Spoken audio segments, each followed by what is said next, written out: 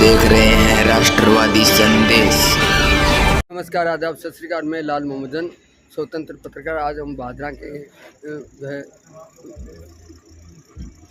Hotel में हैं, एक निजी होटल में, और वहाँ मेडिकल एसोसिएशन की एक मीटिंग है।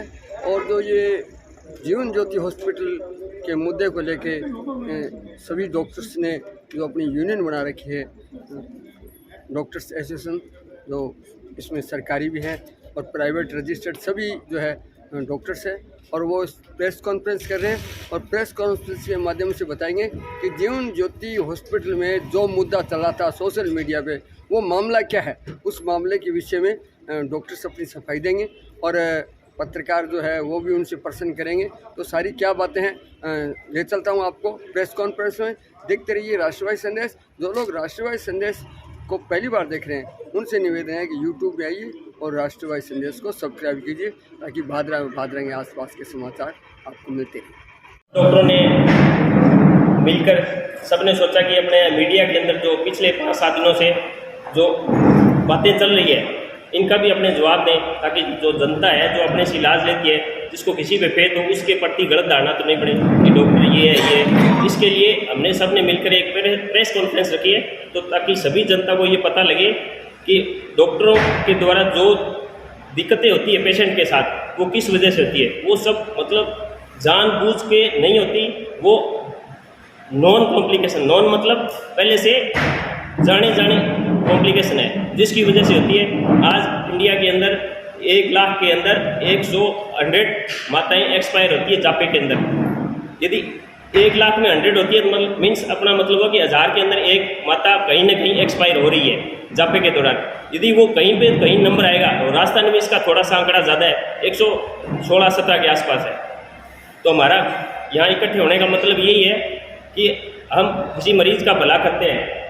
मरीज को जानबूझ के या कोई नेग्लिजेंसी जानबूझ के हम नहीं करते हैं। तो अभी जो इन दिनों जो सोशल मीडिया पे माहौल चल रहा है, तो हम उसी लिए इकट्ठे हुए हैं। और हम ये बताना चाहते हैं कि हम पत्रकार बंधुओं से आग्रह करते हैं कि हम हमारी बात रखने के लिए, क्योंकि हमारा कोई स्पेशल प्लेटफॉर्म नहीं है, तो हम सभी पत्रकारों को इकट्ठा करके हमारी बात रखने के लिए यहाँ सारे इकट्ठे हुए हैं। हम बताना चाहते हैं जो ये हुआ है, जो ये अनहोनी हुई है, ये किसी के साथ हो सकती है। मैं एक एग्जाम्पल बताता हूँ। पंडित जवाहरलाल नेहरू की पहली पत्नी, पंडित जवाहरलाल नेहरू की माता, क्या मोतीलाल नेहरू की पहली वाइफ मुमताज, ये जापे के दौरान मरी है। और अभी नए रिसेंट की बात करें तो राज बब्बर की पत्नी और राजपाल यादव की पत्नी, ये भी जापे के दौरान मरी हुई थी। ये तो एक फैक्ट डाटा है, ये हमारी किताबों में लिखा हुआ है कि मतलब 1 लाख के अंदर 100 माताएं कोई ना कोई कॉम्प्लिकेशन जो पहले से पता है, जैसे ब्लीडिंग होना, बीपी बढ़ना, मिर्गी का दौरा आना, इनके दौरान एक्सपायर होती है। एक अपने एग्जांपल सुनते हैं, जैसे हार्ट अटैक का मरीज है, एक हार्ट अटैक आया 2 दिन पहले, वो घर पे ही ठीक हो गया, उसकी मौत नहीं हुई। एक आया तो हॉस्पिटल में नहीं पहुंच पाया। तो हर आदमी का शरीर हर बीमारी के प्रति अलग तरह से रिएक्ट करता है। इसमें डॉक्टर भी दोषी नहीं होता है। डॉक्टर अपने ज्ञान के हिसाब से, डॉक्टर कोई भगवान नहीं होता, डॉक्टर पढ़ के एक अपना ज्ञान अर्जित करता है, उस ज्ञान के हिसाब से अपना बेस्ट देने की कोशिश करता है। इसलिए मैं तो यही कहना चाहता हूँ अपनी भादरा की जनता को कि किसी के डॉक्टर यदि किसी के साथ अनहोनी होती है तो इस पर सीधा डॉक्टर पे आरोप नहीं लगा के पहले उसकी जांच पड़ताल करनी चाहिए। हाँ, गलती होती है इंसान से, कोई 1% की गलती हो गई होगी, पर कोई जानबूझ के किसी की गलती नहीं करना चाहता। सर इसमें तो उससे सुपर कौन है ना सर जी, ये जीवन ज्योति हॉस्पिटल में जो चर्चा चल रही है, और मकसद भी यही है कि आज प्रेस बुलाने का मकसद है, नहीं तो वर्षों से यहाँ हॉस्पिटल चल रहे हैं, कोई ऐसी छोटी मोटी बातें होती रहती है। तो ये क्या मुद्दा है? जीवन ज्योति हॉस्पिटल के अंदर 18 तारीख को एक लेडीज़ आई थी डिलीवरी के लिए, उसका सीजरियन किया गया था 18 तारीख को लगभग दोपहर के आसपास। उसके बाद में सब कुछ ठीक हो गया था, 9 महीने पेशेंट ने यहीं पे इलाज लिया था हॉस्पिटल में। उसके बाद में अगले दिन लगभग 24 आवर के आसपास, 20 से 24 घंटे के बीच में उसके कुछ दिक्कतें सी बननी शुरू हुई। उसको अच्छे से देखा गया, उसका कारण ढूंढने की कोशिश की गई, इन्वेस्टिगेशन करवाई गई। जांच करवाने के बाद में ऐसे पता चला कि उसके एक जो मेडिकल इमरजेंसी का एक नॉन केस होता है, जो कि बहुत ही रेयर होता है लेडीज़ के अंदर, हेल्प सिंड्रोम करके, जिसमें पेशेंट DIC के अंदर चला जाता है। मेडिकल कॉम्प्लिकेशन होता है ये, कोई नेग्लिजेंसी नहीं होती है ये, तो उसके अंदर जो ही वो ये ऐसे डायग्नोसिस हुआ कि ये तो हेल्प सिंड्रोम की तरफ जा रहा है और DIC के अंदर है, पेशेंट जा रहा है, तो उसको तुरंत ही हमने भादरा से और हिसार के लिए शिफ्ट कर दिया। पेशेंट बहुत अच्छे थे, उसके परिजन भी बहुत अच्छे थे, उनकी तरफ से हमारे को कोई भी शिकायत नहीं, अच्छे परिजन थे, कोऑपरेट किया उन्होंने, हर बात का हमारा माना उन्होंने और वो लेके चले गए। फिर अगले दिन हमारे को पता चला कि पेशेंट नहीं रही। बड़ी दुख की बात है, हम भी उनकी संवेदनाओं में हम साथ हैं, पेशेंट की जो भी है दुख की घड़ी है, हम हृदय से उनके साथ में, मरीज़ के साथ में। लेकिन जो उसके बाद में सोशल मीडिया के ऊपर और अलग अलग प्रकार की भ्रांतियाँ सी बताई गई, इससे डॉक्टर और मरीज़ के बीच में जो एक विश्वास की डोर होती है, वो यदि इसी प्रकार से आगे बढ़ती गई तो वो विश्वास की डोर टूट जाएगी कहीं कहीं। डॉक्टर इलाज देने से डरने लग जाएगा, मरीज़ लेने से डर जाएगा। उसका नतीजा ये होगा कि थोड़ी थोड़ी छोटी छोटी बीमारियों के ऊपर रेफरेंसेस बढ़ जाएंगे, मरीज़ को हिसार या सिरसा या अन्य जगह भेजना पड़ेगा, अननेसेसरी मरीज़ परेशान होएगा, उसको आर्थिक नुकसान उठाना पड़ेगा इस चीज़ के लिए। इसलिए मीडिया से आपके माध्यम से भादरा की जनता को हम बताना चाहते हैं, डॉक्टर जो है आपके कभी भी सुख में काम नहीं आता, डॉक्टर हमेशा आपको दुख में, पीड़ा में, दर्द में काम आता है। डॉक्टर आपका दोस्त होता है दुख, पीड़ा और दर्द के अंदर। आप डॉक्टर को अपनी हर बात को बता सकते हो, अच्छे से डॉक्टर को ही बता सकते हो। डॉक्टर आपका दोस्त होता है, डॉक्टर कोई भगवान नहीं होता। आप ही लोगों के बीच में से निकल के पढ़ लिख के डॉक्टर बन जाता है, इसलिए आप उसको दोस्त की तरह ट्रीट करो। और ये जो विश्वास की डोर बनी हुई है, परिजन डॉक्टर और मरीज़ के बीच में जो विश्वास की डोर है, वो कभी टूटे नहीं, ताकि दोनों को फ़ायदा हो, डॉक्टर को भी, ताकि इलाज वो कॉन्फिडेंस के साथ में कर सके और मरीज़ जो है वो अच्छे से डॉक्टर के साथ में इलाज ले सके। ऐसी घटना हुई थी, इसलिए मैं आपके माध्यम से ये निर्णय भादरा की जनता के ऊपर ही छोड़ना चाहता हूँ कि वो इसके बारे में क्या सोचते हैं। हमने मैडम ने यहाँ पे लगभग 15,000 के आसपास डिलीवरियाँ कंडक्ट करवाई है। कोई नए डॉक्टर नहीं है, वेल टू नोन डॉक्टर हैं, 15 साल का एक्सपीरियंस है। 15,000 डिलीवरी करवाना कोई मामूली बात नहीं होती है। ये जो चीज़ें हुई थी, घटना हुई थी, वो एक मेडिकल कॉम्प्लिकेशन है जो हर डिजीज़ के साथ में जुड़ा हुआ है। इवन मलेरिया बुखार भी है, डेंगू बुखार भी है, सिंपल बुखार भी, वायरल बुखार होती है, उसमें भी कॉम्प्लिकेशन जुड़ा हुआ है। उसी प्रकार से आफ्टर डिलीवरी के अंदर 48 आवर के अंदर हेल्प सिंड्रोम में पेशेंट जा सकता है। ये आप गूगल कर सकते हो, ये हमारी बुक में लिखा हुआ है, ये हम नहीं कह रहे हैं, ये इंटरनेशनल ऑथर जो रिसर्च होने के बाद में जो चीज़ें आती है सामने, वो बताई गई है कि हेल्प सिंड्रोम में DIC में चला जाता है, पेशेंट बहुत जल्दी उसमें डिटीरियोरेट होकर एक्सपायर हो सकता है। तो ये उनके साथ में हुई। परिजन बहुत अच्छे थे हमारे, उनकी से कोई गिला शिकवा नहीं है। उनके घर का आज जो पेशेंट गया है, उनका परिचित गया है मान लो, तो उनका दुख दर्द जायज़ है। लेकिन इस बात को लेके पूरे समाज के अंदर, पूरे भादरा की जनता में एक गलत मैसेज नहीं देना चाहते कि ये विश्वास की डोर कभी टूटे नहीं। इसलिए हम यहाँ पे अपना पक्ष रखने के लिए आए हैं कि हमारा पक्ष ये है कि ये एक मेडिकल कॉम्प्लिकेशन था, न कि कोई सर्जिकल कॉम्प्लिकेशन या नेग्लिजेंसी। हर डिजीज़ के साथ में कॉम्प्लिकेशन जुड़ा हुआ था, ये कॉम्प्लिकेशन था सिर्फ, न कि नेग्लिजेंसी की थी किसी भी। मरीज को आपने रेफर कर दिया, हाँ, तो उसकी डेथ रेफर करने के बाद में कब हुई? लगभग हमने दोपहर को रेफर कर दिया था और शायद नाइट में जाके उसकी डेथ हुई। अच्छा, पेशेंट को परेशान नहीं थी, फिर किसको परेशानी हुई? क्या पेशेंट को कोई परेशानी हुई आप कह रहे हो, तो फिर किसको परेशानी? ये नौबत क्यों आई? ये नौबत किस लिए आई है? ये नौबत पेशेंट को तो परेशानी हुई है, पेशेंट के घर में से गया है, उसको नेचुरल सी बात है, परेशानी हुई है। और एक चीज़ मैं आपको और बताना चाहता हूँ, किसी भी मरीज़ का इलाज करते हैं सबसे ज़्यादा दुख उसके परिजन को होता है, और यदि दूसरे नंबर पर सबसे ज़्यादा दुख होता है तो ट्रीटिंग डॉक्टर डॉक्टर को होता है। वो अंदर से टूट जाता है ट्रीटिंग डॉक्टर, लेकिन उसकी पीड़ा कोई भी समझ नहीं पाता है। किसी भी प्लेटफॉर्म पर डॉक्टर की पीड़ा को रखा नहीं जाता है। क्या आप मानते हो कि उनके परिजन को दुख हुआ है? बिल्कुल उनको दुख हुआ है। उसके बाद में जो ट्रीटिंग डॉक्टर होता है उसको सबसे ज़्यादा दुख होता है, जो कि कभी भी सामने नहीं आता, कभी भी कोई भी प्लेटफॉर्म उसको सामने लाने की कोशिश नहीं करता है। इसलिए मैं तो ये कहना चाहता हूँ कि डॉक्टर, क्योंकि 9 महीने से उसने ट्रीटमेंट लिया है, 9 महीने से वो पेशेंट डॉक्टर के साथ में जुड़ी हुई है, तो उसका एक परिवार का सदस्य जैसे हो जाता है पेशेंट। वो कैसे उसको उसके साथ में इस प्रकार से कर सकते हैं? डॉक्टर सो नहीं सकता, डॉक्टर खाना नहीं खा सकता है यदि उसके पेशेंट के साथ में इस प्रकार की अनफॉर्चुनेट घटना हो जाती है। तो कभी भी डॉक्टर नहीं कर सकता ये ऐसी घटनाएं, कोई भी डॉक्टर नहीं कर सकता। ये घटनाएं एक मेडिकल कॉम्प्लिकेशन है। बहुत सी डिजीज आज भी 21वीं सदी के अंदर भारत जा रहा है, बहुत सी डिजीज का आज भी कारण का पता नहीं चला है कि ये क्यों होती है। हेल्प सिंड्रोम में भी आप गूगल पे जाओ, बुक में जाओ, उसमें ये लिखा इसका कारण अननोन है। अभी भी ये बताते हैं कि अननोन रीज़न है जिसकी वजह से कोई साइटोकाइनिन रिलीज हो गए, ये हो गए, वो हो गए, बहुत से कारण होते हैं। इसलिए अभी भी मेडिकल साइंस जो होती है वो साइंस ज़रूर है, मैथमेटिक नहीं होती है। इसमें 2 + 2 4 नहीं होते हैं। मैथमेटिक में 2 + 2 4 होते हैं, लेकिन साइंस में कभी, मेडिकल साइंस में कभी भी नहीं होता है। 2 + 2 3.5 भी हो जाता है, 3 भी हो जाता है और 4 भी हो जाता है। इसलिए ये एक मेडिकल कॉम्प्लिकेशन की तरह भादरा की जनता इसको लेवे, ये किसी के साथ में भी हो सकता है। और इसी के हिसाब से हम आप आज पूरी डॉक्टर कम्युनिटी इसको आप लोगों को आपकी भाषा में, ताकि जनता इसको अच्छे से समझ सके और एक बीच के रिश्ते जो होते हैं वो बरकरार रह सके, इसलिए यहाँ इकट्ठे हुए। आपने बताया था क्या मरीज को कि इसको इस प्रकार की दिक्कत? हाँ बिल्कुल बताया था, पेशेंट को ये बताया था प्लेटलेट कम हो गई है, यूरिन आउटपुट डिक्रीज हो गया है पेशेंट का। उनको पेशेंट को ये समझ में नहीं आ सकता। हाँ, उनकी चिट के ऊपर DIC लिख के दिया था, बाकायदा उसकी जो डिजीज़ थी जो हमने डायग्नोसिस की थी वो पेशेंट के ऊपर जो रेफरिंग स्लिप होती है उसके ऊपर लिखी थी। दिक्कत होने के बाद कितनी देर बाद रेफर किया?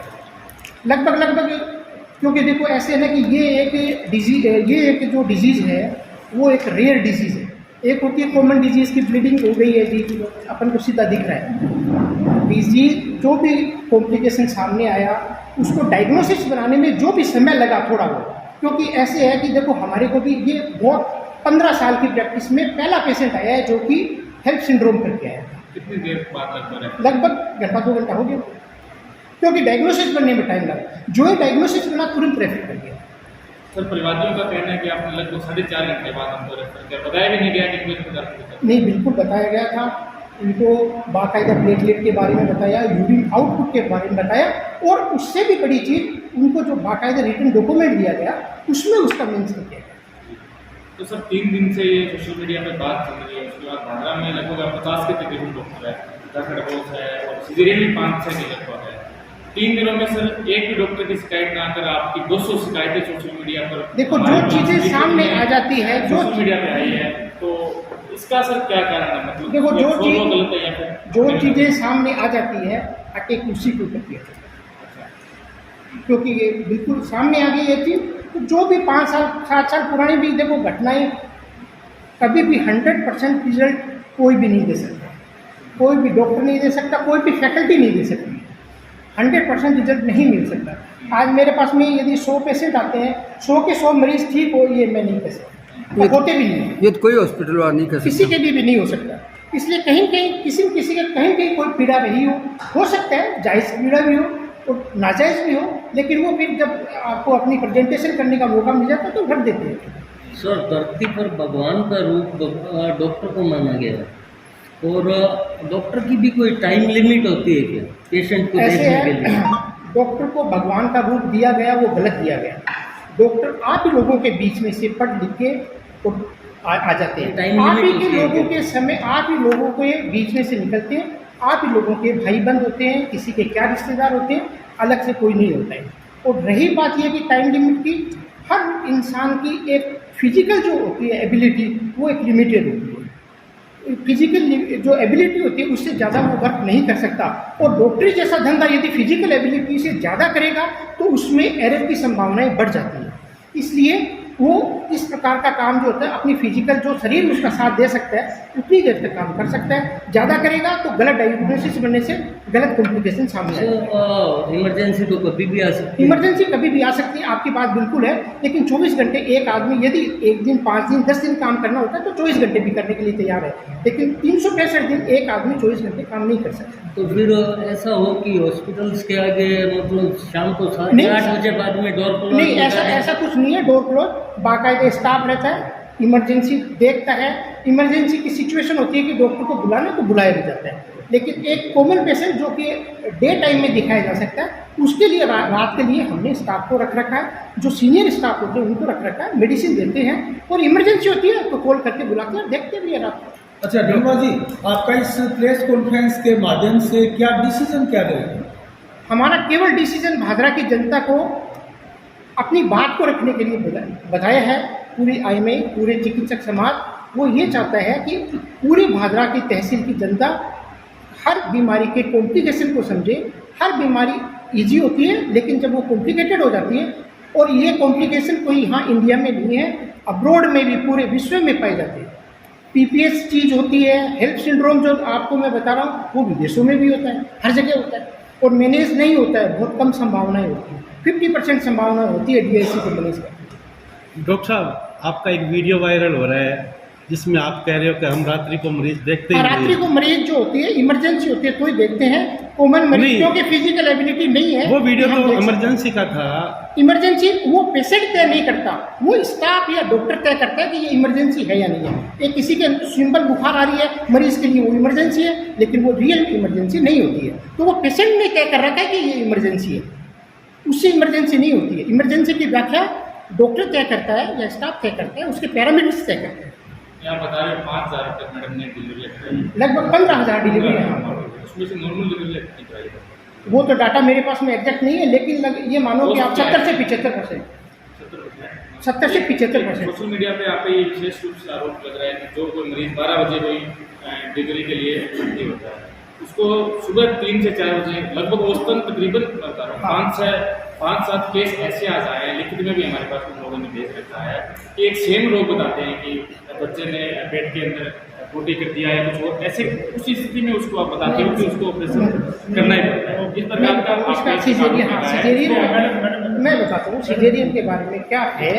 आपको मैं थोड़ा सा एक पृष्ठभूमि में ले जाना चाहता हूँ कि जब से सिजेरियन डिलीवरी स्टार्ट की गई है, सिजेरियन से ऑपरेशन जब एक तहसील लेवल पर होने शुरू हुए हैं, मैं बताऊँ तहसील लेवल पर जब से सिजेरियन डिलीवरियाँ शुरू हुई है, यदि आप पेशेंट ये बोलता है कि जी नॉर्मल डिलीवरी पहले भी तो होती थी, बिल्कुल होती थी, लेकिन जब अपन उसकी हिस्ट्री उठा के देखेंगे कि नॉर्मल डिलीवरी जो पुरानी लेडीज़ें हैं उनको उठा के पूछेंगे तो वो कहेंगे कि जी हाँ 9 बच्चे लगे थे लेकिन बच्चे 5 ही हैं।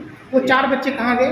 वो 4 बच्चे ऐसे ही जाते थे, जिसमें कोई मिकोनियम कर देता था, लेटरिन कर देता था, किसी के ओढ़ का आटा आता था, किसी के क्या होता, कोई ऐसी इस प्रकार के कॉम्प्लिकेशन उस समय आती थी और वो बच्चे नहीं रहते थे। आज के सिनेरियो में ये है 1 या 2 बच्चे करते हैं और उनको 100% रिजल्ट थी। तो यदि आपको एक्यूरेसी के साथ में रिजल्ट देने की होती है, हालांकि फिर भी 100% रिजल्ट नहीं मिल सकता है, एक कोशिश की जा सकती है 100% की, इसलिए उनको एडवाइस किया जाता है। यदि वो करवाने के लिए एग्री होते हैं तो करते हैं, यदि वो रेफर करवाना चाहते हैं तो रेफर करते हैं। डॉक्टर साहब आप क्या कहना चाहते हैं? हाँ मैडम बोलिए। हाँ जी। इन्होंने सिजेरियन के लिए पूछा। सिजेरियन में कभी भी ये नहीं है कि आप सिजेरियन कराओ, सिजेरियन हम नहीं, आप तो उस मरीज के बारे में आप उसका इलाज आप कर रहे थे। हाँ, तो आप उस पेशेंट के परिवार के प्रति मेरी पूरी संवेदना है, इसमें कोई दो राय नहीं है। उन्होंने बड़ा प्रॉब्लम, उनके लॉस हुआ है, बहुत बड़ा लॉस हुआ है। लेकिन मेरी जो मतलब प्रॉब्लम है वो ये कि मैंने मेरी तरफ से कोई गलती करी हो तो मैं कटघरे में खड़ी हूँ, लेकिन मैंने मेरी तरफ से अगर 100% प्रयास किए हैं और मैंने मेरे डायग्नोसिस और ट्रीटमेंट में कमी नहीं छोड़ी, और जब बहुत बड़ा कॉम्प्लिकेशन ऐसा सामने आया जिसमें एक बड़ी टीम चाहिए होती है डॉक्टर्स की, और फिर मुझे उसको रेफ़र करना पड़ा, तो मैंने उसको रेफ़र किया है डायग्नोसिस बनते ही कि इसकी डायग्नोसिस बन रही है DIC हेल्प सिंड्रोम की, तो ये यहाँ मैनेज होना मुश्किल हो जाएगी, तब मैंने उसको रेफ़र किया है। और हेल्प सिंड्रोम यूजुअली अगर डिलीवरी से पहले होता है तो उसका ट्रीटमेंट थोड़ा आसान है, लेकिन अगर वो डिलीवरी के 48 आवर्स के अंदर होता है तो उसका ट्रीटमेंट बहुत ही मुश्किल है। उसमें से रेयरली ही मरीज़ निकल के बाहर आता है, नहीं तो मरीज़ की मोर्टालिटी होती है और मरीज़ की दिक्कत आती है कि मरीज़ बचना मुश्किल हो जाता है। तो उसमें अगर प्रॉब्लम तो तब हो बाई चांस ब्लीडिंग हो रही है, नहीं संभाला, नहीं देखा गया, या मरीज़ को नहीं देखा गया तो दिक्कत है, तब गलत है। लेकिन उसको बाकायदा सारे वाइटल्स पे मॉनिटरिंग हो रही है, सारी चीज़ों पे मॉनिटरिंग हो रही है, सारी चीज़ें लगभग 24 घंटे के आसपास तक सही चल रही हैं। फिर सडन जब डिटेरियोरेशन होता है तो डॉक्टर को भी डायग्नोसिस बनाने में, जांच करने में समय लगता है कि ये ऐसा क्यों हुआ, उसकी जांचें कराते हैं, ये कराते हैं, ये इंजेक्शन लगा दिया, ये कर दिया। तो उसका उस टाइप का मैनेजमेंट चल रहा था जिस दौरान उसको रेफ़र किया, उस दौरान भी उसका वो मैनेजमेंट चल रहा था, ताकि उसके बार बार वाइटल्स देखे जा रहे थे, उसकी बार बार जो ट्रीटमेंट ज़रूरत का उस समय का लग रहा था कि ये करने से यूरिन आ जाएगा या बढ़ जाएगा, ये करने से पेशेंट और कंफर्टेबल हो जाएगी, वो उसका बाकायदा बार बार किया जा रहा था।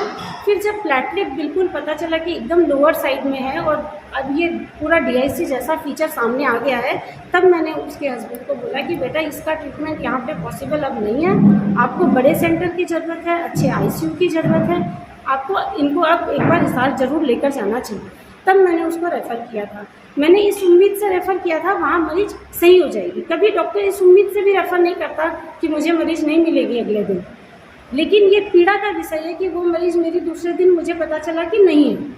लेकिन मेरी पीड़ा कोई नहीं समझ सक रहे हैं कि मुझे कितनी पीड़ा है कि जो लड़की बच्ची जैसे मुझे 9 महीने दिखाई है, जो मेरी परिवार की एक सदस्य जैसी बन जाती हैं, वो आती हैं तो उनकी फेस वो कैसे आ रही हैं, कैसे मैं उनको चेक कर रही हूँ, ये मेरे दिमाग में घूमता रहता है। और आज तक अब जो मैं उसके बाद से मरीज़ देख रही हूँ, मैं उस पीड़ा में देख रही हूँ कि यार वो मरीज़ बच जाती वहाँ पे तो अच्छा है। मैं इस पीड़ा में उन मरीजों को देख रही हूँ जो मैं आज देख रही हूँ, और मैं डर के देख रही हूँ। डर के इसलिए देख रही हूँ क्योंकि सोशल मीडिया वाले मुझे ब्लेम कर रहे हैं। वो आप उनका मर्जी है, वो ब्लेम कर सकते हैं, लेकिन उनको ब्लेम करने से पहले दूसरे लोगों को जिसका नुकसान हुआ, भारी नुकसान हुआ है, वो पीड़ा में है, वो मुझे कुछ भी बोल सकते हैं। मैं एकदम सहर्ष स्वीकार करूँगी क्योंकि उनकी पीड़ा इतनी भारी है कि वो ढकी नहीं जा सकती। लेकिन जिनकी पीड़ा नहीं है और जो फिर भी मेरे विरुद्ध बोले जा रहे हैं बिना मेरी असलियत जाने, बिना मेरे ट्रीटमेंट को जाने, बिना मेरी बात को जाने, उससे मैं बहुत ज़्यादा आघात में हूँ। मैं मेरी मरीजों के साथ में इतना कोरिलेशन बनाती हूँ कि मैं उन लोगों को बच्चों की तरह ट्रीट करती हूँ। अब मैं उस एज में आ गई कि जो लड़कियाँ यंग हैं वो मैं बच्चों की तरह उनको ट्रीट कर रही हूँ, और बाकायदा मुझे जितना समझ मेरा नॉलेज का है मैं सारी लगाकर उनका काम करती हूँ। और इमरजेंसी की बात आप लोग पूछ रहे थे, जीवन ज्योति हॉस्पिटल में नहीं है, मेरे फैकल्टी में मैं 24 घंटे अवेलेबल हूँ। 24 घंटे मेरे स्टाफ के एक फ़ोन पे मैं नीचे आती हूँ। मरीज़ की ज़रूरत है, अगर मैं 1 मिनट पहले ऊपर गई हूँ, मैं दूसरे मिनट भी नीचे आती हूँ। कभी भी मना नहीं किया किसी मरीज़ को कि मैं नहीं देखूँगी। मरीजों को बाकायदा देखा है और 15 साल तक आराम से देखा है, बहुत ही मन से देखा है। जितनी मेरी शक्ति थी, सामर्थ्य था दिमाग से, वो मैंने सारा हमेशा यूज़ किया है कि किसी मरीज़ को मेरे से भला मिले, अच्छा से अच्छा मिले। आपके हॉस्पिटल की तो पहली घटना ही ये इस टाइप की हेल्प सिंड्रोम ही फर्स्ट है मेरे पास में। 15,000 डिलीवरी में ये हेल्प सिंड्रोम आया ही फर्स्ट बार है, और इसी वजह से इसकी डायग्नोसिस बनने में जो आप लोग पूछ रहे थे 2-3 घंटे का समय जो लगा है, वो डायग्नोसिस बनने में इसलिए लगा क्योंकि ये कॉम्प्लिकेशन रेयर है, कॉमन है ही नहीं बिल्कुल। जो कॉमन कॉम्प्लिकेशन नहीं है उसके बारे में तुरंत से सोचना बड़ा मुश्किल हो जाता है, उसमें समय ले जाता है डायग्नोसिस। नहीं, मरीज वहाँ जो आपने रेफर करने के बाद में अगले हॉस्पिटल में भर्ती हो गया थे? हाँ, भर्ती हो गया था। कितने मेरे पास से मरीज बिल्कुल बोलता हुआ, होशो हवास में, फुल BP, पल्स, बिना ऑक्सीजन के मरीज को मैंने रेफ़र किया है। लेकिन मुझे उसकी रिपोर्ट इतनी ख़राब लगी कि मुझे उसको यहाँ रखना उचित नहीं लगा। भले ही उसके बाकी पैरामीटर्स ठीक थे, लेकिन उन पैरामीटर्स के ठीक रहने के बावजूद उसको भेजना उचित लगा क्योंकि उसकी रिपोर्ट ऐसा बोल रही थी कि कुछ गड़बड़ी है, और जो कि हेल्प सिंड्रोम की तरफ इंडिकेट कर रही थी। इस वजह से मैंने उसको रेफ़र किया। फिर वहाँ पे वो लोग रेफ़र करने के बाद शायद वो इवनिंग तक, रात तक, लेट रात तक शायद उसका एक्सपायरी हुआ है। एक आरोप हो रहा है आपके हॉस्पिटल पर कि आप मोस्टली मरीजों को दवाइयों के लिए और अल्ट्रासाउंड के लिए फोर्स करते हैं। अगर आपने जिस व्यक्ति के लिए अल्ट्रासाउंड लिखा कि वहाँ से करवाना है, अगर मरीज दूसरी जगह से करवा के लाता है तो आप देखते नहीं है, दवाई भी अंदर से खरीदने। बिल्कुल झूठ बोल रहे हैं ये वाली बात आप, क्योंकि किसी मरीज ने मेरे लिए ये बोला होगा, लेकिन मैं अल्ट्रासाउंड सेंटर्स आपकी मर्जी के हिसाब से आप करा कर आओ ये बोलती हूँ। नहीं, प्राइवेट हॉस्पिटलों में तो विशेष तौर से हमारे पास शिकायत आती है कि वो अंदर हॉस्पिटल के अंदर ही जो मेडिकल की दुकान रखते हैं। आपकी एक की बात नहीं कर रहा हूँ, लगभग प्राइवेट हॉस्पिटलों कि वो कहते हैं कि आप बाहर से लोगे तो ये नहीं चलेगा, ये नहीं चलेगा। नहीं, दवाई बदल के दे देंगे तो वो बदली हुई दवाई नहीं चलेगी। जो सेम दवाइयाँ हैं वो तो चलती हैं। देखिए, ऐसा है, सबसे पहले तो मैं आप सबका अभिवादन करता हूँ, क्योंकि एक पत्रकार का जो रोल होता है समाज में बहुत बड़ा रोल है। अब मैं 50 साल से यहाँ प्रैक्टिस कर रहा हूँ, आप करीब जानते होंगे मेरे को। समय बदल गया है। अब डॉक्टर साहब की भी मैंने बातें सुनी, आपके भी क्वेश्चन सुने। डॉक्टर साहब ने जैसे बताया कि कॉम्प्लिकेशन, पेशेंट नहीं जानता कॉम्प्लिकेशन क्या होती है। कोई भी डॉक्टर जो है वो अपने पेशेंट का बुरा नहीं चाहता। मैं तो ये जानता हूँ, आप लोग भी जानते हो। मेरे को अच्छी तरह याद है कि कोई स्पेशलिस्ट कुछ नहीं था, मैं ही था अकेला। मैंने डिलीवरी भी बहुत करवाई है। मतलब ये है भी किसी तरह से भी पेशेंट मतलब बीमार को फ़ायदा हो, कोई दिक्कत ना हो। उस टाइम अगर कोई दिक्कत हो भी जाती थी ना उस टाइम तो बड़ा दुख होता था, तो पेशेंट के साथ होता था। वो कहते डॉक्टर साहब कोई बात नहीं, आपने मेहनत की, आपने कोशिश की, पर जो होना था हो गया, हमारी किस्मत ऐसी। आज वो ज़माना बदल गया। आज थोड़ी सी भी कोई बात होती है मैं खुद डरता हूँ।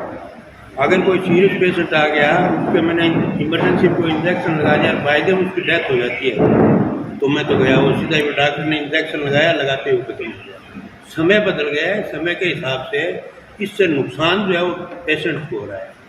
लोगों की सोच बदल गई। जो नए लड़के हैं, नए उनकी सोच उग्र है, वो सोचते नहीं इस बात को। एक डॉक्टर कोई भी आप देखो 24 घंटे काम करता है वो। और आपने कभी सुना है किसी डॉक्टर को किसी पेशेंट का बुरा था होता?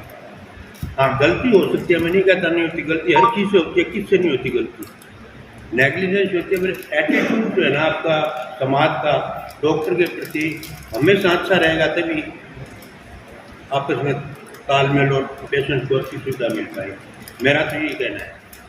डॉक्टर साहब, कुछ समय पहले या कुछ वर्षों की पहले की बात करें तो सारी लगभग नॉर्मल डिलीवरी सी होती थी, और आजकल अधिकांशतः सिजेरियन होती है। क्या इसका व्यवसायीकरण सा नहीं हो गया? इसका कारण मैं बताता हूँ आपको, जहाँ तक मैं समझता हूँ। मैं जब यहाँ बता रहा हूँ तो कोई नहीं था गायनेकोलॉजिस्ट। डिलीवरी मेरे से पहले दाइयाँ करवाती थी, आपको सबको पता है।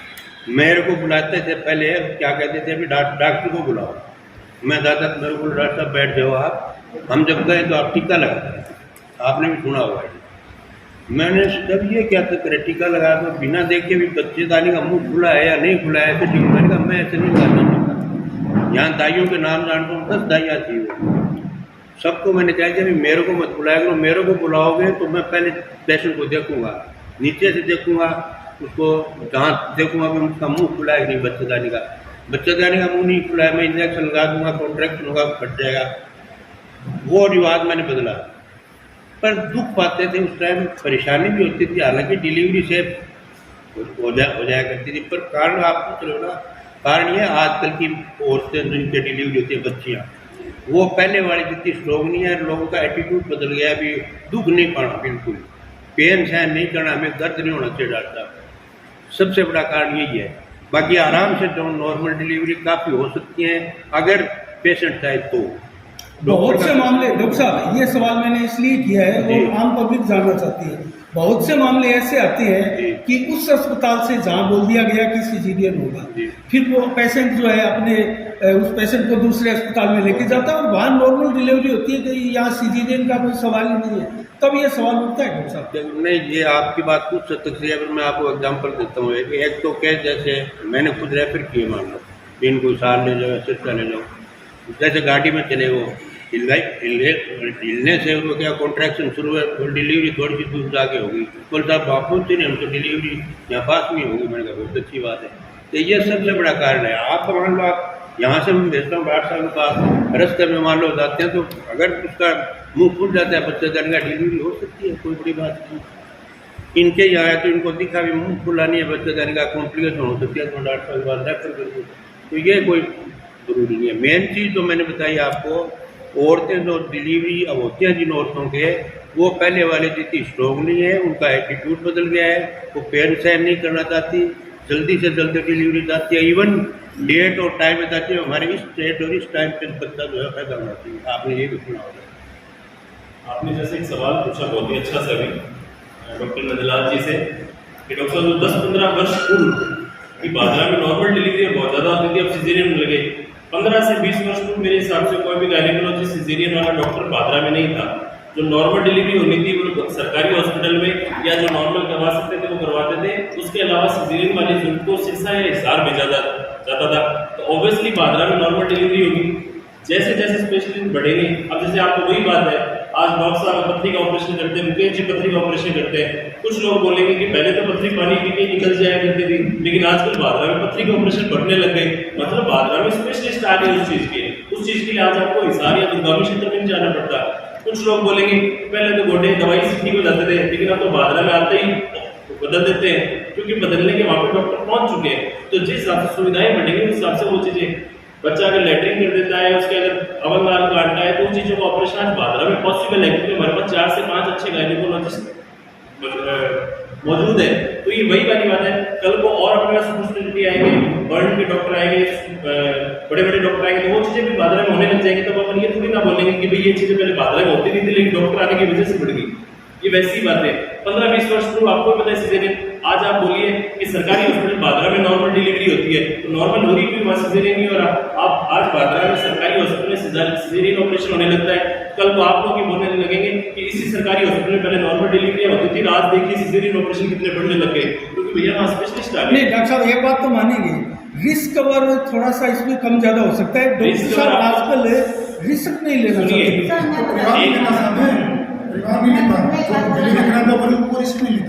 बिल्कुल रिस्क नहीं लेता। वो कहता है बच्चा और माँ दोनों स्वस्थ है।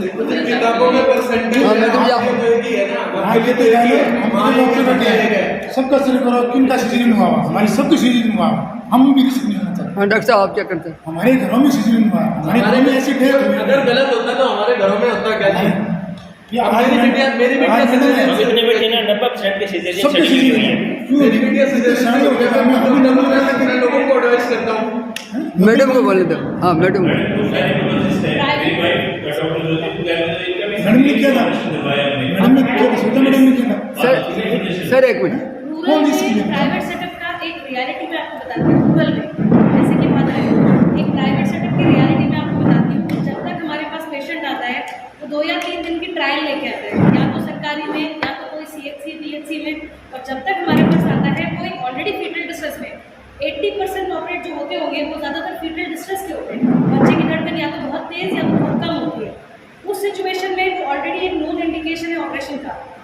आप समझो, कोई हमारा समझो एक होता है रजिस्टर्ड, एक होता है अनरजिस्टर्ड पेशेंट। रजिस्टर्ड पेशेंट वो होता है जो पूरे 9 महीने अगर में दिखा रहे हैं, जो पूरे 9 महीने में दिखा रहा है ना, उसके फाइल और रिकॉर्ड निकाल के देखो, उसके नॉर्मल के चांसेस बहुत है हमारे पास। वो शुरू से दिखा रहा है, टाइम से आ रहा है, समय से इलाज ले रहा है और नॉर्मल डिलीवर हो रहा है। और लेकिन जो हमारे पास रेफरल या अनरजिस्टर्ड पेशेंट आते हैं, जो कहीं से ट्रायल लेके आए होते हैं, वो ऑलरेडी डिस्ट्रेस में आ रहे हैं। ऐसों को अगर हम और ट्रायल दें तो बच्चे के रिस्क बहुत ज़्यादा हो जाते हैं। हम उसमें भी ट्रायल देते हैं, लिखा पढ़ी करके कंसेंट लेके ट्रायल देने के लिए रेडी रहते हैं। हम अपने आप को हर तरह से सुरक्षित लेके चलते हैं। लेकिन as a mother, as a doctor, मैं खुद नहीं चाहूँगी कि जच्चा या बच्चा में से किसी एक को भी नुकसान हो। हम बहुत सेंसिटिव लोग होते हैं जो इस फील्ड में प्रैक्टिस करते हैं और पैशनेट भी होते हैं। हमारा काम 24 घंटे का होता है, हमारा टाइम से दुकान नहीं चल रहा होता, हम 24 घंटे काम करते हैं। आप किसी भी हमारे पेशेंट को फीडबैक लेके देखो, अगर वो रात के 4 बजे आए, उसका ट्रीटमेंट रात के 4 बजे शुरू हो रहा है, सुबह 9 बजे नाश्ता करने के बाद नहीं। अगर वो दिन के 2 बजे आ रहा है तो दिन के 2 बजे शुरू हो रहा है, उसका ट्रीटमेंट जैसे ही वो आता है उसका ट्रीटमेंट शुरू होता है। मैं यहाँ पे खुद 7 साल से हूँ, विवेकानंद में 5 साल से थी, वर्मा हॉस्पिटल में 1 साल से हूँ। मैं आपको ये लिख के दे सकती हूँ कि सारे डॉक्टर इसी तरीके से पैशन से ये काम फॉलो करते हैं, क्योंकि हमारे ऊपर एक लाइफ की जिम्मेदारी नहीं है सर, हमारे ऊपर दोनों लाइफ की जिम्मेदारी है। और आज के डेट में हम दोनों के साथ रिस्क नहीं ले सकते। 10 साल पहले बच्चे के साथ रिस्क ले सकते थे, माँ के साथ तो कभी भी गायनेकोलॉजिस्ट ने रिस्क नहीं ली है, कभी भी नहीं, क्योंकि चच्चा हमारे लिए हमेशा प्रायोरिटी है। पर आज के सिनेरियो में हम बच्चे के साथ भी रिस्क लेने से घबराते हैं, इसीलिए शायद ऑपरेशन रेट ज़्यादा हो रहा है, क्योंकि हमारे पास रेफरल पेशेंट ही रिस्क बनाते हैं। 90% हमारे इंडिकेशन ही फीटल डिस्ट्रेस होते हैं, और उस समय हम समय रहते बच्चे को बचाते हैं, माँ को भी बचाते हैं, बच्चे को बचाते हैं। तो हम मजबूरी में ऑपरेशन करते हैं सर। और हम तो यहाँ तक उनको कहते हैं कि आपके नॉर्मल के प्राइस ले लेंगे, आप करवा लो, बच्चे के लिए करवा लो, पैसे बाद में दे देना, क्योंकि हम फिक्स सैलरी पे हैं। बहुत सारे डॉक्टर फिक्स सैलरी पे हैं, हमें तनख्वाह उतनी मिलेगी। अगर लेकिन जच्चा बच्चा सही होगी तो मिठाई खाने को मिलेगी, दुआएं मिलेंगी। और शायद सोशल मीडिया में तो ये आरोप लग रहा है कि पैसे लेने के लिए उसको और ज़्यादा टाइम दे देते हैं। ये तो बहुत गलत है सर। सोशल मीडिया पर ज़्यादा मत लिखा करो, बात को पूछ के लिखा करो। नॉर्मल डिलीवरी में ज़्यादा जोर आता है, डॉक्टर को सिचुएशन में ज़्यादा जोर आता है। वैसे तो नॉर्मल में दे देगा 8-10 हज़ार में, उसमें कितने देगा, तो उस पर एक्सीडेंट ही हो जाएगा। नॉर्मल तो कुछ लगना ही नहीं है सर, क्या लगना है? माँ ने जोर लगाया, बच्चा पकड़ गया, क्या लगा? आज की दादी नानी हुई तो मेरे टाइप की है, उनसे पूछना उनके कितने कॉम्प्लिकेशन अभी भी हैं। उनके बच्चेदानी और लैट्रिन का रास्ता एक है, किसी का पेशाब लगातार निकलता रहता है, ये कॉम्प्लिकेशन नॉर्मल डिलीवरी की है। और आजकल क्योंकि बच्चे का वेट देख लेते हैं, हाइट देख लें क्या साइज है, एकदम से भी सीजरियन कराना कि वो वजाइना सिर्फ बाहर निकलेगा तो बच्चा डिस्ट्रेस में कितना जाएगा, उसकी वजाइना रोनी कितनी फट जाएगी, और आगे क्या हालत होगी कई बार उस वजह से भी। हाँ सर करिए प्रेस कॉन्फ्रेंस। नहीं, भादरा की जनता को और ये जो सोशल मीडिया पे चला है, प्रेस के लिए भी जनता के लिए भी क्या संदेश देना चाहते हैं? हम तो यही संदेश देना चाहते हैं कि हम कोई पेशेंट का बुरा नहीं करना चाहते। हमें जितना ज्ञान है, जितना हमने अर्जित किया है, हम वो पेशेंट को बेस्ट से बेस्ट देने की कोशिश करते हैं। और एक सबसे बड़ी बात है कि डॉक्टर को भी भगवान मत समझो। डॉक्टर एक इंसान ही होता है।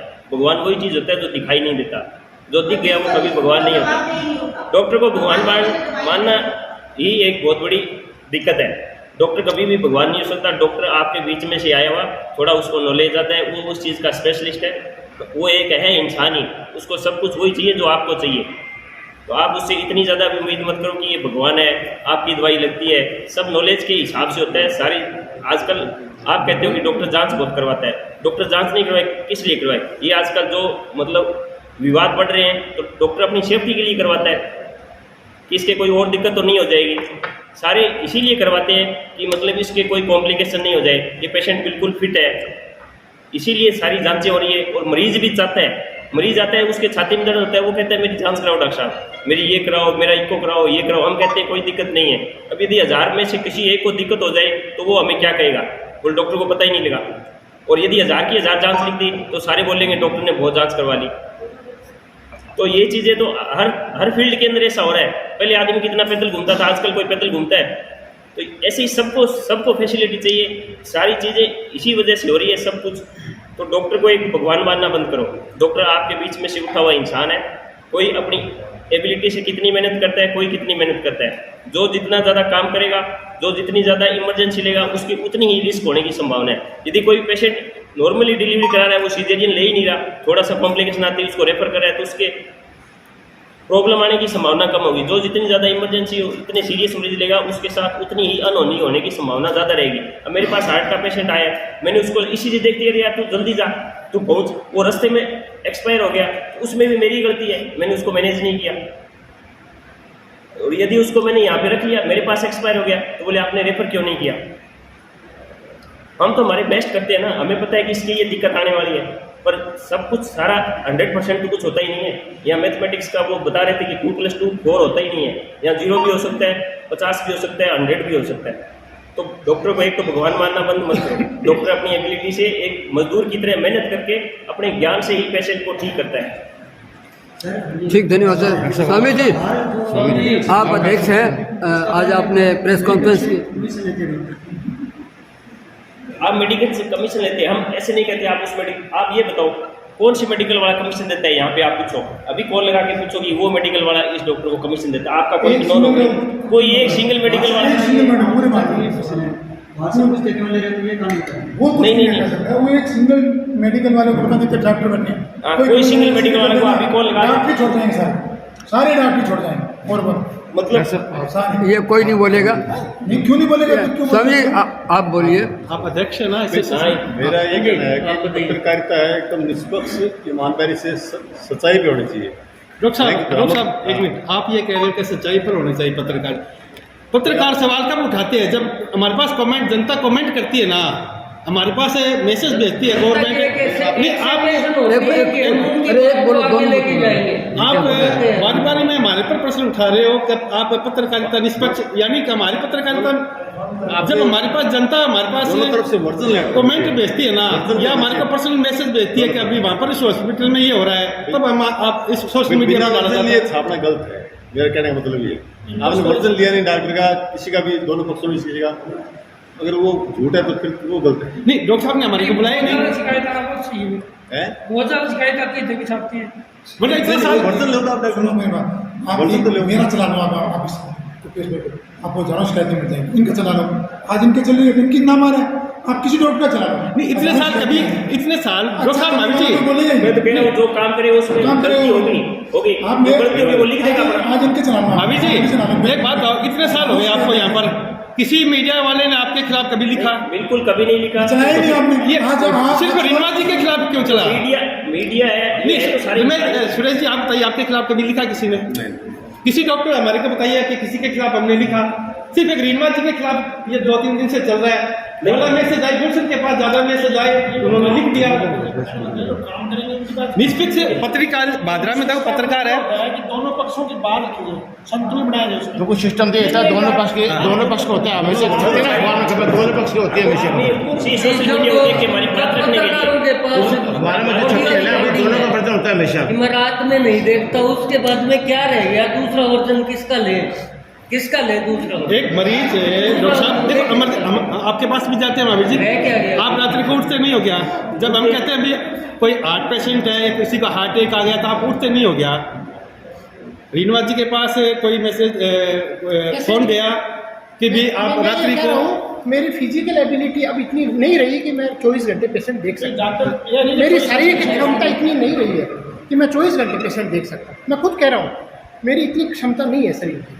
मैंने यहाँ पे लगभग 20 साल से ऊपर सर्विस दे दी है। देखा हमने 20 साल में भी मैंने कम से कम भी ये मानो आप 18 साल तक 24 घंटे की सर्विस दी है, लेकिन अब क्षमता इतनी नहीं रही है। रीनवा जी आप विवेकानंद में थे, कितने वर्ष आपने वहाँ पर साल रहा था मैं यहाँ पे। किसी मीडिया वाले ने आपके खिलाफ लिखा? मीडिया ने नहीं लिखा, मैं आपका उसका जवाब दे रहा हूँ कि आप रात को नहीं देखते। मैं खुद स्वीकार कर रहा हूँ, मेरी शारीरिक क्षमता इतनी नहीं है कि मैं 24 घंटे देख सकता। आप तकरीबन 350 ओपीडी डेली देखते हैं। नहीं, ये गलत बात है। 350 नहीं देखी जाती, मेरी ओपीडी 150 से 200 के बीच में रहती है। 150 देखते हैं, वो लोग सारे इंजीनियरिंग के साथ है और तो इनकी अकेलों की 150 शिकायत एक दिन में आती है। कुछ सुधार क्या हो सकता है? ये भी इनको सरकार करना चाहिए कि लोग सुधार करेंगे स्टाफ में। ये अपने आप को हर आदमी में सैचुरेशन आता है, हर आदमी की एबिलिटी होती है। मैं थोड़ा यंग हूँ, ये थोड़े ओल्ड है, इनका काम करने का एक सैचुरेशन होता है हर आदमी का। आप जैसे आज पत्रकारिता कर रहे हो, तो आप एक एज के बाद में आप भी भागना बंद कर दोगे, तो हर आदमी की एक लिमिटेशन होती है। तो इसी वजह से ये इन्होंने काम कम कर दिया। हो सकता है मेरा धीरे धीरे काम करना बंद हो जाए, फिर नए लोग आएंगे वो काम करेंगे। शिकायत व्यवहार की, शिकायत स्टाफ की, इन लोगों के लिए इनको थोड़ा सा विचार करते हैं। सर्जिकल जो सर्जिकल होती है, सर्जिकल ब्रांच होती है, उसमें कॉम्प्लिकेशन आने की संभावना बहुत ज़्यादा रहती है। मैं फिजिशियन हूँ, मेरे पास खांसी जुकाम का आता है, 2 दिन में ठीक नहीं होगा, 4 दिन में होगा, पता है वायरल 10 दिन में अपने आप ठीक हो जाता है। इधर उधर दूसरे डॉक्टर की ले लेगा, मेरे पास आने की संभावना कम होती है। सर्जिकल में कॉम्प्लिकेशन हर दूसरे मरीज के कॉम्प्लिकेशन होता है, तो इसलिए इनकी शिकायतें ज़्यादा है। और यदि मैं सीरियस केस लूँगा तो मेरी शिकायतें भी आएगी। यदि मैं केवल खांसी जुकाम सीरियस मरीज लूँगा तो मेरी कोई शिकायत नहीं आएगी। अजी काम करेगा तो शिकायत आई, काम मत करो कुछ शिकायत नहीं आएगी। बोलिए स्वामी जी। हाँ स्वामी जी, आप अपनी बात रखिए। अध्यक्ष के नाते आप बताइए। अध्यक्ष के नाते मैं सर से बता देता हूँ कि हम जैसे ये IMA इंडियन मेडिकल एसोसिएशन, ये बहुत बड़ी एसोसिएशन है, इंडियन लेवल की एसोसिएशन है। इसके अंदर सबसे ज़्यादा क्वालिफाइड, सबसे ज़्यादा रजिस्टर्ड आदमी है। इसमें हमारे हेडक्वार्टर दिल्ली में, फिर राजस्थान की ब्रांच है। इसके अंदर राजस्थान में भी हर इस सब्जेक्ट के बारे में डिस्ट्रिक्ट लेवल पर ब्रांच है। ये बहुत बड़ी एसोसिएशन है। इसके अंदर RTH आया था, उसमें भी देखा था, हमने आंदोलन किया था, तो सारा इसके बैनर के तहत है। हर डॉक्टर जो मिनिमम MBBS क्वालिफाइड है वो इस बैनर मतलब इसका सदस्य है। तो हम इसी बैनर के नीचे इकट्ठे हुए, ये हमारी एसोसिएशन है। ये कोई भी डॉक्टर अकेला नहीं है, सब हम मिलजुल के काम करते हैं। यदि मेरे को कोई समझ में नहीं आ रहा तो मेरे साथी निखिल है, मैं उसके पास भी पेशेंट रेफर करता हूँ कि यार मैंने 4 बार देख लिया, पेशेंट ठीक नहीं हो रहा, तू इसको देख, वो मेरे पास रेफर करते हैं। ऐसा कोई कुछ नहीं है। तो हम एक जनता की सेवा करना चाहते हैं और हमारा एक एसोसिएशन है। हम इसी एसोसिएशन के नीचे इकट्ठे हुए हम हर हमारे साथी को सपोर्ट करते हैं। तो सर आपकी यूनियन है और आप बता रहे सारे डॉक्टर साथ में है, इतनी बड़ी संस्थान है, तो भादरा में सर बहुत सारे इस प्रकार के हॉस्पिटल हैं जो कि 12वीं पास कोई व्यक्ति करके हॉस्पिटल चला रहा है। आप लोग मरीज देखते हैं, वेल क्वालिफाइड है, अच्छी आपने शिक्षा प्राप्त की, प्रैक्टिस की है, वो लोग ऐसे लोग हैं जो कि 12वीं पास है, जो इमरजेंसी में देख रहे हैं। ठीक बात है आपकी, ठीक बात है, पर वो किसी के नाम से चला रहे हैं। वहाँ पे वो डॉक्टर विजिट पे आते हैं अपने, ये तो अपने कानून तो नहीं बना सकते कि विजिट वाला हॉस्पिटल नहीं खोल सकेगा, ये तो सरकार का काम है। अब यदि उनके पास विजिट पे डॉक्टर आ रहे हैं, बाकी टाइम उनका कंपाउंडर बैठे हैं, वो आए बोले ये दवाई चेंज कर दो, तो हम उसको बंद थोड़ी करवा सकते हैं। ये तो अपने, ये तो प्रशासन का काम है या फिर सरकार का काम है, अपने थोड़ी बंद करवा सकते हैं। वो तो जनता में अवेयरनेस आएगी, जनता में अवेयरनेस आएगी तो जनता अपने आप जागरूक होगी तो अपने आप आएगी। और कोई डॉक्टर कहना चाहते हैं? मैं एक बात कहना चाहता हूँ। हाँ बोलो नंदलाल जी। मैंने पहले भी कहा कि गलती हर इंसान से होती है। आप लोग जैसे कहते हैं कि आपका फर्ज है जनता की आवाज़ को उठाना, तो मैं आपसे यही रिक्वेस्ट करना चाहूँगा कि आपको जब कभी भी किसी भी हमारे साथी से कोई शिकायत हो, प्लीज़ पहले कंफर्म कीजिए, उसके बाद ही आपको जो एक्शन लेना हो, लिखना हो, छापना हो, कुछ कहना हो कीजिएगा। मैं तो बस यही कहना चाहता हूँ, जिससे क्या है कि पेशेंट्स का भी फायदा हो और हम लोग भी जो है अपने फ्री माइंड से बात कर सकें।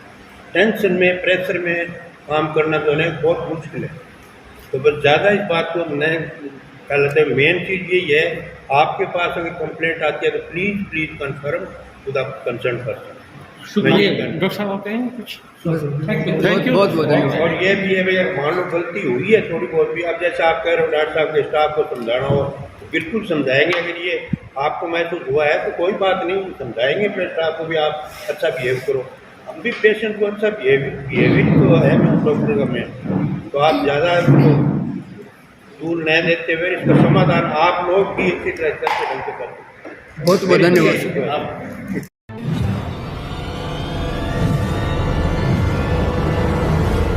हमारा वीडियो आपको अच्छा लगे तो सब्सक्राइब करें, बेल आइकन दबाएं और लाइक करें।